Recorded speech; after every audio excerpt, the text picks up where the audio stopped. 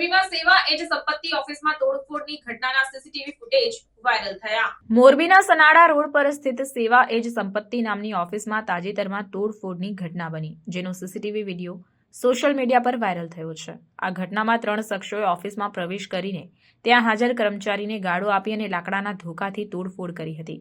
આ હુમલામાં ઓફિસનું મોટું નુકસાન થયું છે। કર્મચારીએ તાત્કાલિક પોલીસમાં ફરિયાદ નોંધાવી, જેના આધારે મોરબી બી ડિવિઝન પોલીસે જયેશ કાસુંદ્રા, પ્રકાશ ભૂત અને અન્ય એક અજાણ્યા શખ્સ સામે ગુનો નોંધ્યો છે।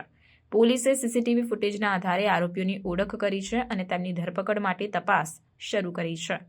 સીસીટીવી ફૂટેજમાં 3 શખ્સો ઓફિસમાં પ્રવેશતા કર્મચારીને ધમકી આપતા અને લાકડાના ધોકાથી તોડફોડ કરતા સ્પષ્ટ જોવા મળે છે। આ ફૂટેજ સોશિયલ મીડિયા પર વાયરલ થયો છે, જેનાથી લોકોમાં આક્રોશ ફેલાયો છે।